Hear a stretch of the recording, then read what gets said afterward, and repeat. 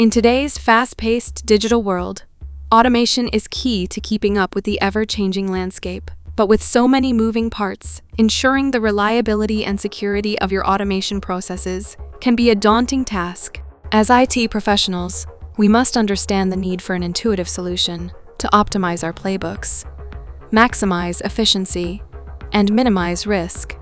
And now, let's bring you a game-changing tool that will revolutionize the way you manage your Ansible playbooks. Introducing SteamPunk Spotter, the cutting-edge web application developed by XLAB SteamPunk. Its advanced algorithms analyze your Ansible playbooks, providing you with actionable insights and recommendations to improve performance and security.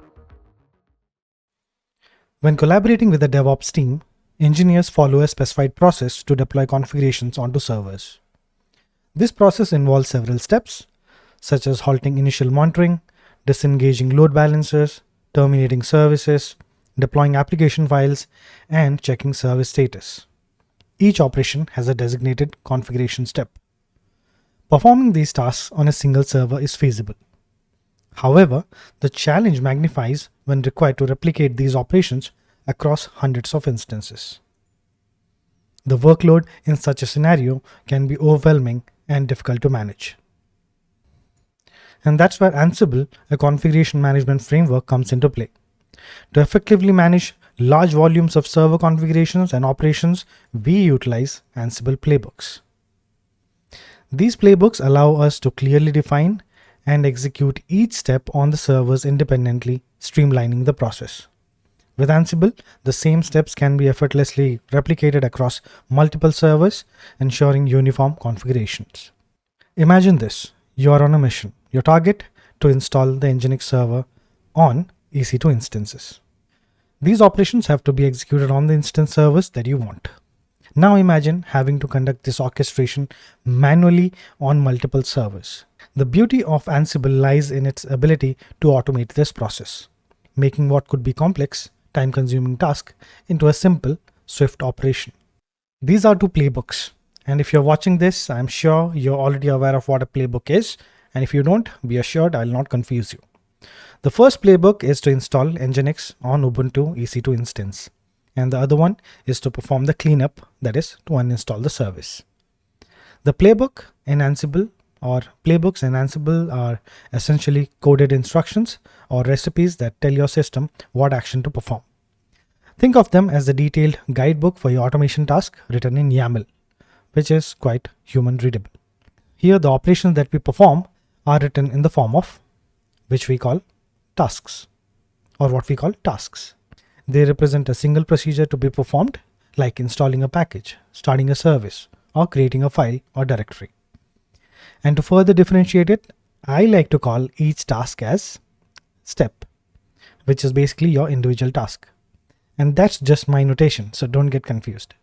And now I'll show you how to install Nginx on Ubuntu using the EC2 instances and by using these same playbooks so that you understand it better. Let's see how it works. So this is my AWS Management Console, and this is the service that we have, EC2. So if you want, you can just come here, and if you see EC2, you can just click on this. This is the EC2 dashboard. And if you click on instances, you will get the list of instances that we have right now.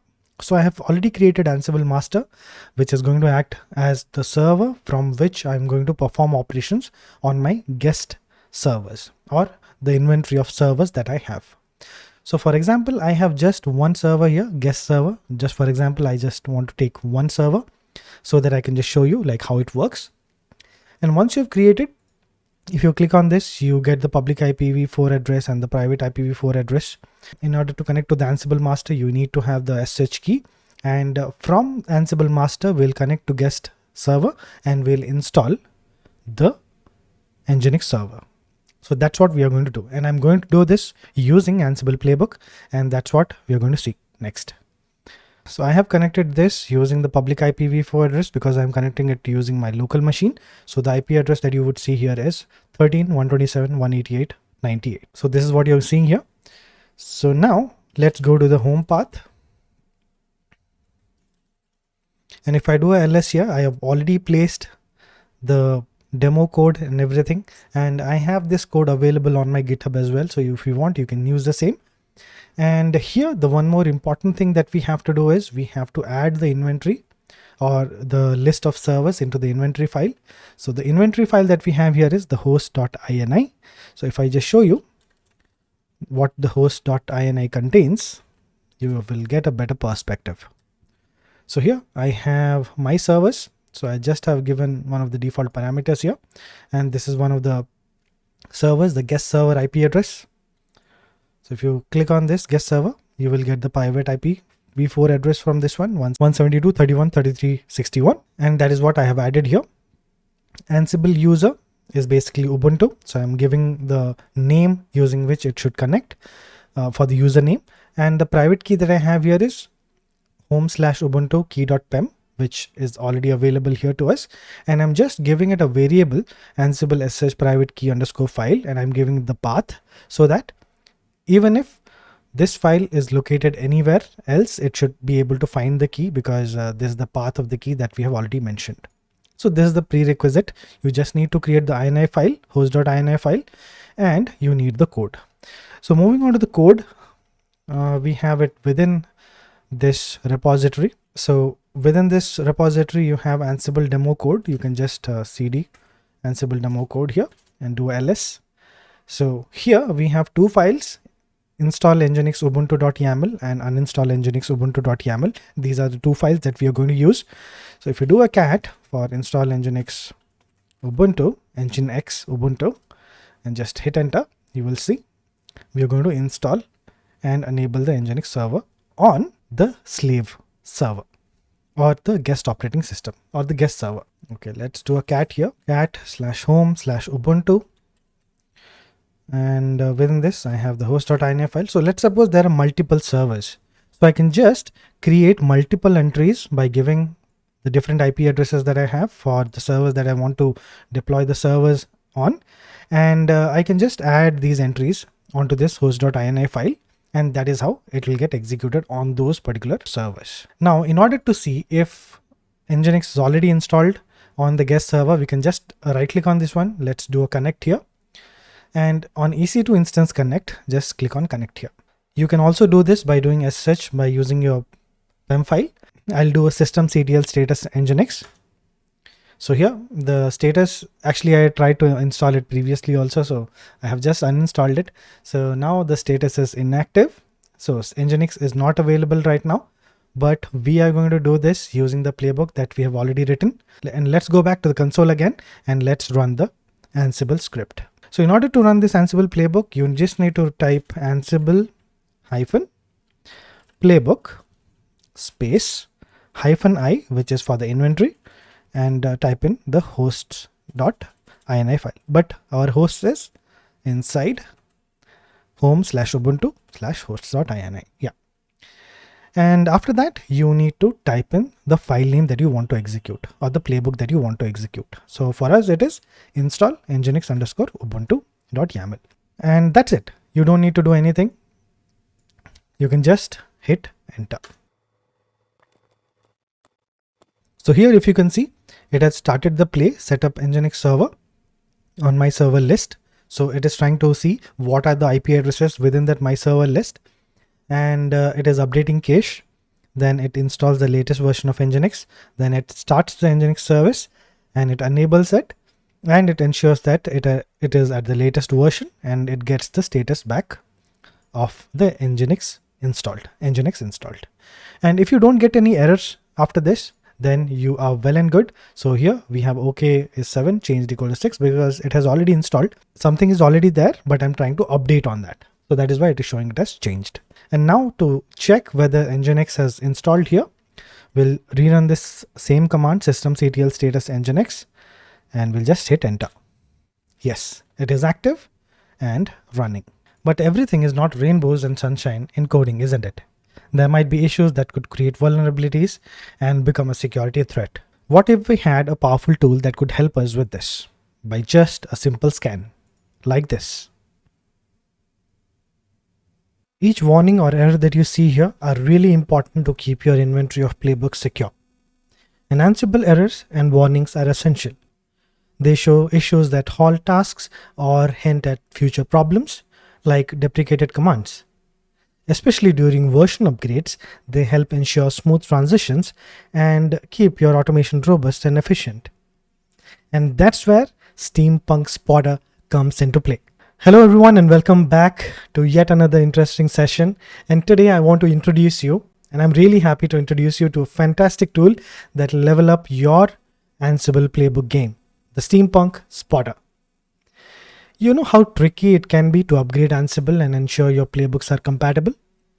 Spotter actually simplifies this process by scanning your playbooks, checking compatibility, and offering recommendations to resolve any issues. It's like having a personal playbook advisor, reducing your upgrade time from hours to just minutes. As a playbook developer, Spotter is your one-stop solution. It helps verify your playbook templates, checks compatibility with different Ansible versions, and gives you a clear understanding of upgrade implications. And when we talk about security, Spotter helps you prevent misconfiguration and security breaches, ensuring your automation meets corporate standards and achieves secure execution. But you might ask me, okay, Sam, it's well and good, so how can we actually use it? So that's where we will talk about the ways you can install Spotter and how you can make use of it. So in order to use SteamPunk Spotter, you just need to type SteamPunk Spotter on Google, and the first thing that you're going to see is XLAB SteamPunk Spotter. So SteamPunk is a tool that is developed by XLabs, and this is the official website of SteamPunk Spotter. So you just need to come here and click on the website link, and this is where you need to start. So the first thing that you have to do is start Spotter. If you're a new user, obviously, so it will take you to the registration page. And you have to fill in all the details like username, first name, last name, your email address. The phone number that you have is optional here. You can just provide a company name, home, like home or something else that you want. You can provide organization name, but that's also optional. You can provide password, and you can provide the same password again to confirm. And you can just click on start my free trial so that you can use Spotter for free for 14 days. Yes, it is free for 14 days, and if you like it and you're enjoying using Spotter, then you can as well upgrade it later on. Once you have done the registration and everything, just come back and you can see the login link here. Just click on login and it'll ask you for the username and the password. So I've entered my username and password and I'll just click on login. And once you've logged in, this is what you get. And once you have logged into the website, you are going to see this dashboard here. Looks cool, isn't it? But before that, I just want to tell you that you are going to have a 14 days trial, but I just want to thank the XLAB SteamPunk team that they have given me a perpetual fully featured free plan. So if I go to the manage subscription button here and I just click on this, you will see the subscription plans here. So you have the free plan where you get the CLI access, you get 100 scans per month, you have the SaaS support as well, but you don't get the community support or the basic SteamPunk support. And you have the individual plan, you have the team plan, and there is the enterprise plan as well, which obviously will be taken up by one of the organizations, but we are just individual users. So it would be easier for us to either take a team plan or an individual plan, or just use a free plan, but it will be just for 14 days. And here is your playground and how you are going to use it. And here I'm going to show you something that will blow your mind because this is very simple to use. So let's suppose you go back to the projects here. So you just click on projects here. I have done a couple of scans, but don't worry about that. So you just need to create a project and you can give it a name. Let's give it a demo for Ansible 1. And either you can create an empty project or you can just link a public GitHub repository to this. So I have a public GitHub repository that you guys are using right now. I'll just link that repository to this particular project and you'll see the magic. So just click on this. So this is the Pythoholic's GitHub page. And let's suppose we go back to one of the repositories that we have here. So the first thing that I want to do is I want to scan Ansible playbooks, isn't it? So just click on Pythoholic demo AWS. This has a few Ansible playbooks that we can scan, and this is our repository, so we don't have any problems with that. So click on code and you can just copy this particular HTTPS repository URL. This is the clone link. But if you want To do this for any other repository also, you can do it. I'm just showing you this as an example. So once you have copied this clone link, just come back to this one and just paste it here and type in the branch that you want to scan. So my branch that I have here is the latest branch that I have, or the most updated branch that I have here is master. So I'll just mention master here, and I'll just give the GitHub repository URL, and I'll just create the project. I can scan now, or I can scan later. I can just disable this. If I don't want to scan it right now, I'll just enable this and I'll create the project, and it'll start the scan right away. And let's see the magic unfold. Now it has scanned. So this is my name. This is the overall status, that is errors. So we have 28 errors, we have 10 warnings, we have 6 signs. But this looks very basic, isn't it? But we want a much more elaborated report, isn't it? So let's click on this and we'll see the list of every error and warning that it has scanned in the playbooks. So here you can see we have all the errors, warnings and hints that it is trying to give us to improve our code that we have. And this is going to be really helpful when you're trying to upgrade the Ansible version, or if you want to keep your code secure from vulnerabilities. So this is a very good report that it gives. So if I want to list out more items per page, I can just go here and I can click on this. So let's list 50. So we can see the whole list here. So what I did, I just did nothing. I just created a project. I just copied the clone link and I just pasted it here on the project during the creation. And I just gave the branch name and I just created it. And it gave me the list of problems within the repository itself. Here, what it is trying to say is use a fully qualified name such as Ansible built-in service instead of service. So if we go back to this code and if I click on this, you can see it mentions the line number as well here. So I'll go back to the line number 17. So it is telling me to use Ansible built-in service instead of service. So let's copy this and I'll just edit this and I'll just replace the ones that we have here. And what else is the error that we have? So in line number 27, we have use a fully qualified name such as Ansible built-in command instead of command. So let's copy this and I'll just replace this command names. What else is the error that we have? So here as well, we have use a fully qualified name such as Ansible built-in apt instead of apt. Copy this. So this is apt. I'll just replace it. You can as well click on the errors button to see only the errors. You can click on warnings to just see the warnings, and you can just see the hints as well. If you click on show all, it'll show you all the list of errors, warnings and hints. Okay. So based on its recommendation, we have changed it. We have changed the code. So I'll just commit it, update as per SteamPunk Spotter. I'll just commit it. So we have changed 1, 2, 3, 4, 5 and 6 places. So now if we do a scan again, we should have 22 errors. And you can come back here if you want to again run the scan. Just click on run scan here.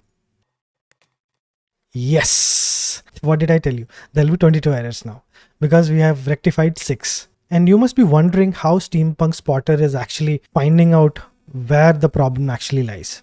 And how does it know that this is the problem that we have to showcase as an error or warning or hint? So now I'll show you that. You can come here on the left hand side, you see check catalog.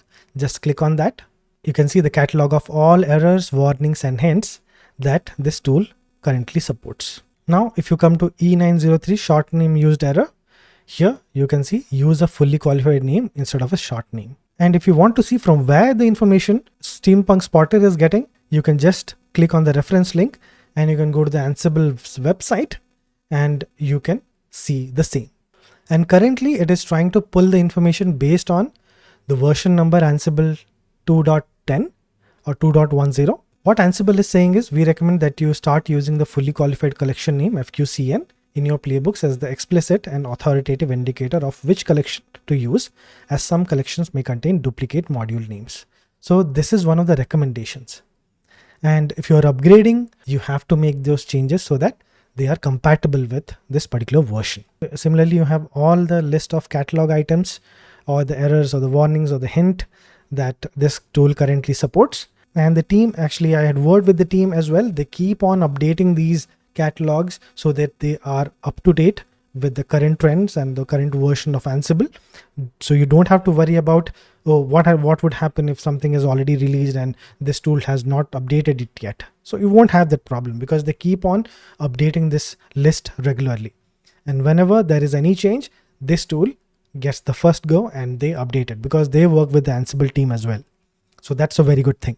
Now, sometimes you don't want to use it using the console or the UI. You want to use it in your automation so that you know what exactly is going wrong. And for that, you need to just come to the left hand side and you can see the getting started here. Just click on that. And here is the documentation that will help you with a lot of things. So first, it will help you to how to get started. And it'll help you as well on to how to create your account. It'll help you how to scan your playbooks by using the command line, or if you want to use a public GitHub repository, so how you can scan the public GitHub repositories, or if you want to use GitHub Actions, you can scan using the GitHub Actions as well, or if you are using GitLab, you can scan it with that as well. And the best part that I feel as a developer is scan from Visual Studio Code. So that's a very good thing that they have given here. Our main aim here is to install the tool on our command line. So you can see here we have installed SteamPunk Spotter CLI tool as Python package. So here you have to understand that Python 3 is required. So it's a mandatory and you have to use Python 3 to install this. So this is the Ubuntu machine that I had, which I already showed you, the Ansible master. So if I just want to install this, I'll just type pip install SteamPunk -spotter. That's it. Okay, so I think it is already installed and you can just type spotter. So here, once it has installed, you can just type spotter and you'll see the additional information that it comes along with the command. So anything that you want to use, the first command that we always want to run is the version itself. So the current version that I'm running is 1.2.7. And let's suppose I want to use this. So how am I going to use it? So here you have this username. Just click on this, go to my settings, and on my settings, you have the API tokens. So just click on this. I'll just delete it and I'll show you how to create it once again. So on the API token, you have this option that is create new API token. The next step is for us to just give it a name. So test token A. So this is just a dummy name that I'm giving, so don't worry. So this name doesn't have any impact on whatever operation that we are going to perform. So don't worry about that. Just give it a name, test token A, and just click on create API token. Now copy this and store it somewhere.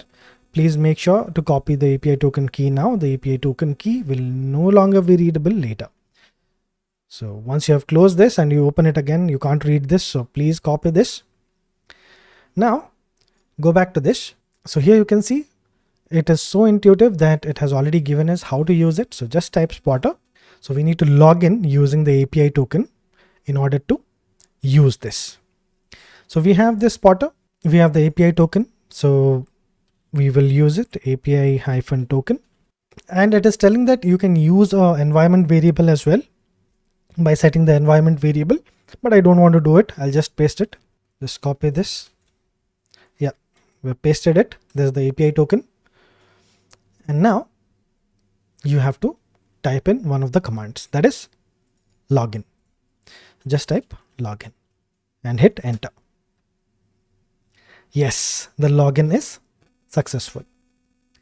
Now you can start your scan. So let's go back to the home directory. Then we'll go to the Ubuntu directory. This is where we have the Pythoholic demo AWS. So we have, we'll just cd into this one, Pythoholic demo, and we'll do the ls. And I just want to do a git pull. So let's do a git pull and we'll update the repository. So now we had made some changes previously that I showed you. So this is a good thing that we are doing it. So let's do a ls again.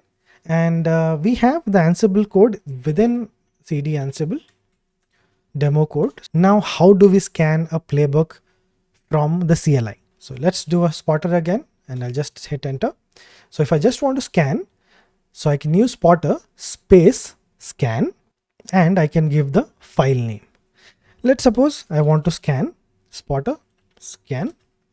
I just want to scan this particular file name, install nginx YAML. So I'll just type install nginx.yaml and hit enter. Yes. So here as well, you can see we get the error code, we get the line numbers, we get the whole message as we got in the dashboard itself, dashboard as well. Here as well, you see use Ansible built-in command instead of command. You get all these things here in the tool as well. So now, as you can see, I was able to scan a particular playbook, but if I want, I can scan the whole directory as well. I can just do a scan. I can just hit dot. It should scan everything. Yes. So now, as I already told you, it resulted in 22 errors, 8 warnings and 4 hints. So you get all these informations again. But a few minutes back, I told you that it will be really helpful if you are upgrading our Ansible version and we want to make it compatible with the later versions of Ansible that we are currently going to use. But let's suppose I want to scan it for current Ansible version itself. Let's suppose I want to do it for 2.9. Can I do it? I think yes, we can do it. So let's see.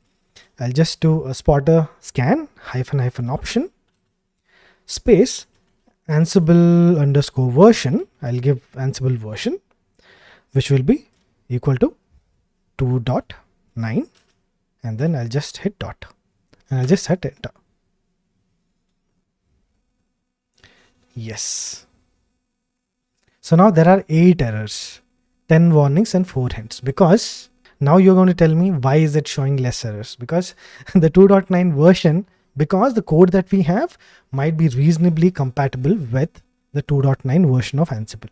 Now let's do it for 2.14. Yes, now it is currently trying to show us that we have 22 errors. And the next best thing about Spotter is the integration with Visual Studio Code. As developers, we want to use IDEs, isn't it? And when we are writing Ansible code, isn't it awesome to have a companion that can help us write code effectively and point out errors as we go? For that, we can use VS Code with SteamPunk Spotter.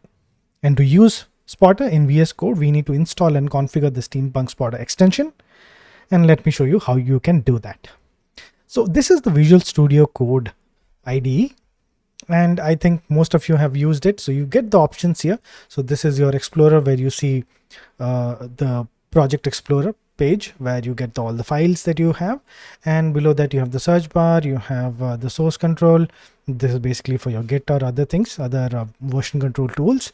You have the extensions here. So you just click on extensions and you need to just type SteamPunk Spotter. And when you just type SteamPunk, you will get this SteamPunk Spotter. If you click on this, you will see Ansible Playbook Scanning Tool that analyzes and offers recommendations for your Ansible playbooks. This is what we want to use. So I have already installed it. So if you want to see how we can install it, you just need to uninstall it and install it once again. If you want me to do that, I can do it once again. So okay, let us do that. Let us uninstall this. And I'll reload this tool again. And now let's go back to our extensions and just type SteamPunk. Now you can see the install button. So this is what you will get if you're going to use it for the first time. So click on install and you get the details about how you can actually configure this, but I'll just tell you how you can do it in an easier way. So you can see the disable option here. You can see the uninstall option here. You can uninstall it by clicking on uninstall. And here you can see the cog, which is basically your settings tab. Just click on this and you can see the extension settings. Just click on that. Here you will get the options onto how you can configure SteamPunk. So here as well, you have the SteamPunk endpoint API endpoint. This will be the same one. You don't need to change this. Here you need to provide the API token. So that is the one that we generated. So please give the one that we had already generated, or you actually, when you generate it, you can actually provide it here. I'll also paste the new one that I had created. Now the global path is basically passed to your SteamPunk Spotter CLI. So I've just given the path. There's no path basically, so I'll just use it as it is. I'll just type Spotter here, and the SteamPunk Spotter scan Ansible version. So if suppose you want to work on a particular Ansible version, then you can actually provide it here, but it'll totally give you all the options of all the versions that you can actually work on. So currently I am using 2.9, so let us use it. And here you have the display levels for the scan. So you can see, you can give it for hint, the default value will be for hint, and you have the warning and the error. And if you go down, you can see the scan profile. The scan profile is 3 things that you can see: the default one, the full, and the security. It'll depend on which level of security checks that you want to do. So you can do a full scan, or you can do a security scan, or you can just go with the default. You can also provide the UID of the project that you are currently working on. We can just close this. So this is our playbook that we have. So the first thing that we would want to do is we want to scan this, isn't it? So go to the terminal, click on new terminal. And the first option that we want to use is we want to scan this playbook. So if I do a dir here, I can just go to the Ansible folder, Ansible demo code, within which I have all the files. Let's do a clear. I hope you can see this. So in order to run this file or run this scan, you just need to do a spotter scan. And then I can just type install nginx.yaml, that is the file name. And I can just hit enter. Okay, so 0 errors, 2 warnings, 0 hints. So right now it is trying to compare it with the version 2.9. And the wonderful thing about this, if you scan it here and you go back to the tool, just click on playbook scan. This is the parent directory that you have. Let's just refresh this.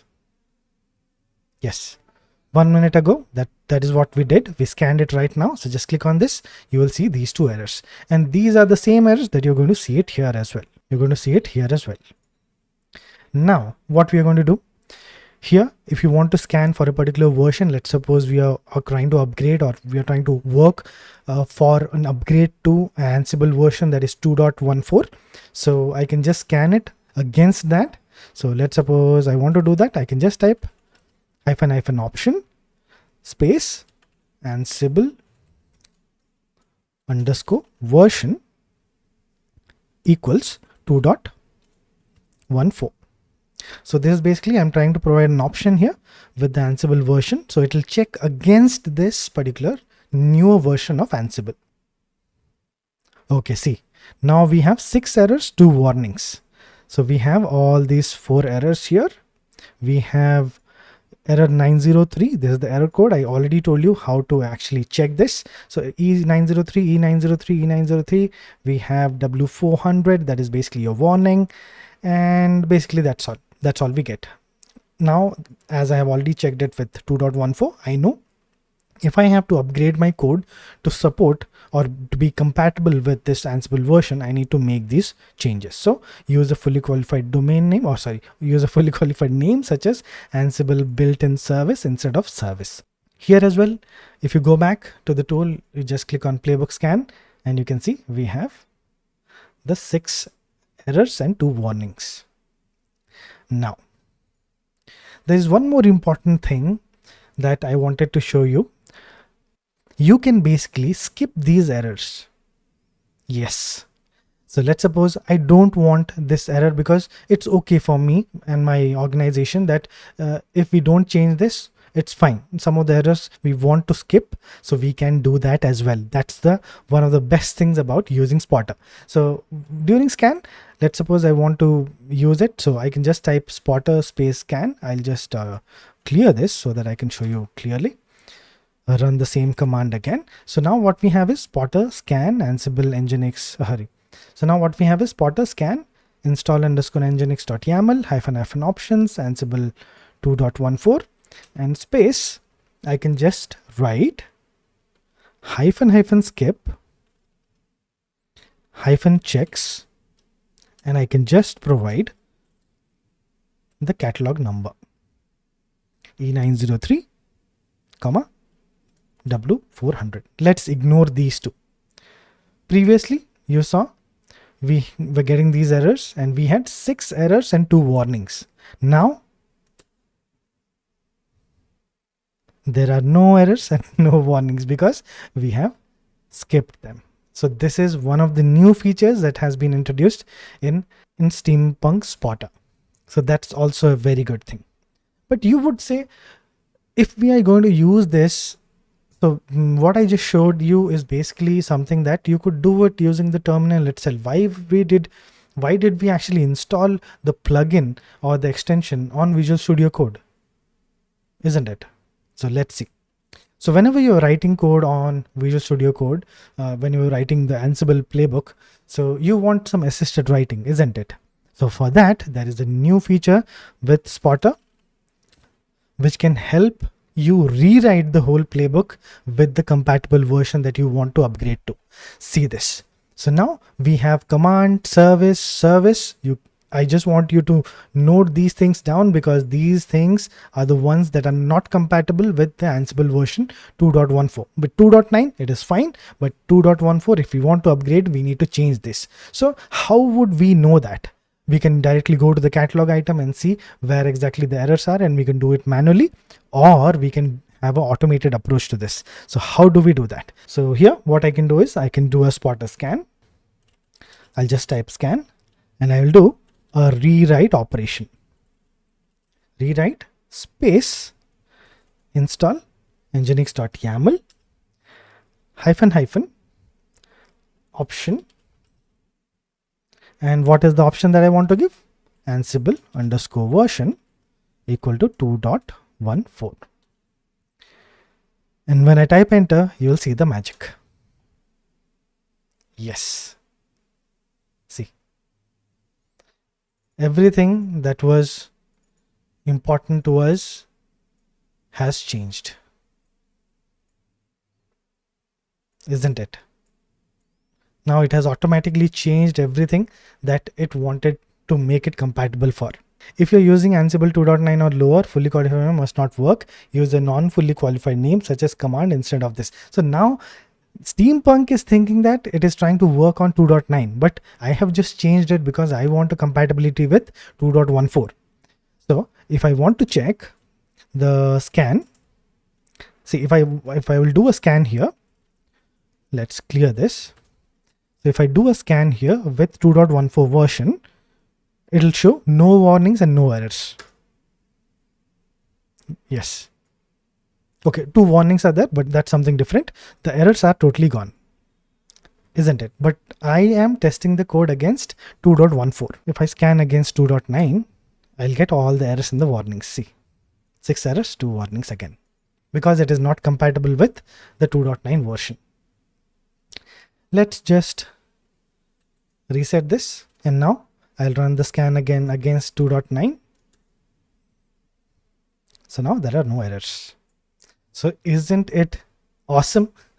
And if I go back, I can just go back to the playbook scan, and if you can see, I'll just refresh this once again.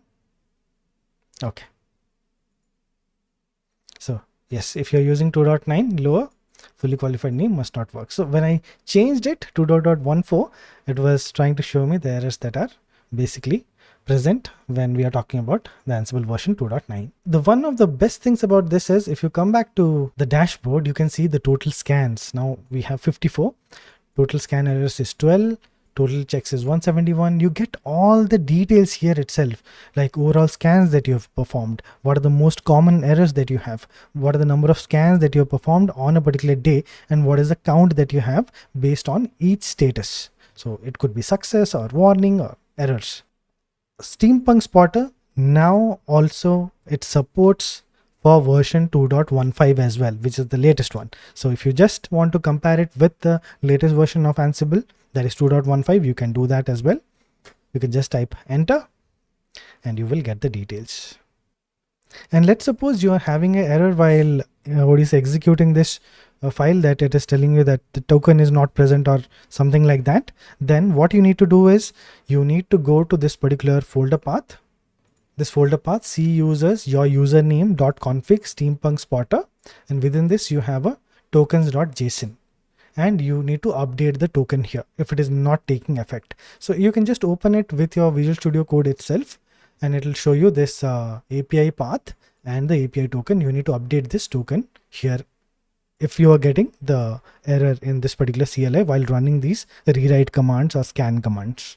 If you think this is it for SteamPunk Spotter, then don't worry. The latest version that you have offers a lot of features for you. The first feature we have is assisted playbook writing, which I showed you just now. It was just amazing. You could rewrite the whole thing once again just by typing this rewrite command and passing the playbook, and you can pass the options where you can provide the version of the Ansible playbook or Ansible that you want it to be compatible with. So you can do that. The next one is basically security checks, which I showed you. Did I? I didn't, isn't it? Let's go back. So here, let's suppose I want to check the compatibility with a particular security type. So what I can do is I can just type the command and I can use one of the profiles to scan this. So here you can see spotter scan install nginx.yaml -- option. I'll just clear this. Here we have spotter scan install nginx.yaml -- option Ansible version 2.14 space. I can choose a profile also. So -- profile space. I can either use full, or I can use default, or I can use security. So here, if you go to the extensions again, and if you just click on this one and you go to the extension settings, and here, if you go down, you can see a SteamPunk scan profile. So there are three things: default, full, and security. You can try them one by one. Let's suppose we go back here, and here I'll just go up. And here what I can do is I can just type the same command again, but I have to type a new parameter profile, and I can just provide the scan profile name, that is full. Let's see that. Okay, so it is trying to scan and trying to find out all the problems that it has based on the profile that is full. Now let's see, we have a default one.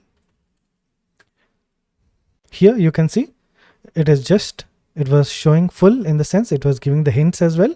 Now here it is not showing you the hint. It is just trying to give you the important errors and the warnings. See here on the full, it is trying to give you 5 warnings, and here it is going to give you 2 because it is just a default one. It is not showing you every error or warning, but it is just showing you the ones that are really important based on the default settings. Yes, as I told you, the security checks is the second one, which I just showed you on how to do that. You can check for security misconfigurations within playbooks and assure compliance with security best practices. Third one, up to date with Ansible 2.15. As I told you before, you can check if your playbooks are compatible with the latest version of Ansible, that is like 2.14, using the --Ansible and -version 2.15 command in the CLI. Or you can also do that by selecting the version in the settings, extension settings, if you're using the Visual Studio Code. I already showed you that. The fourth one that you have here is improved Visual Studio Code and CLI. Now it provides improved Visual Studio Code and CLI. So now you can check for the minimal compatible version of SteamPunk Spotter CLI installation, and it will warn the user if the version is not supported. Last but not the least, the fifth one is checks filtering.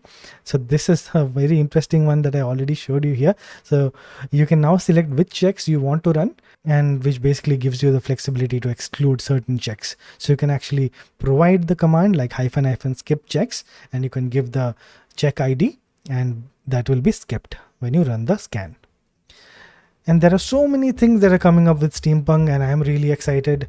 And with all these features, I'm sure you're looking forward to using SteamPunk Spotter for your Ansible development as well.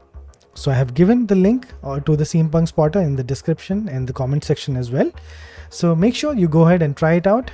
I am sure you will enjoy using it. And if you have any questions, please put them in the comment section below. I'll surely get back to you. And please do make sure that you use this tool, and please do let me know your feedback on the tool, on how it could help you, or if there is any improvements that you want to see in this tool, or any feedback that you want to give to the developers of this tool.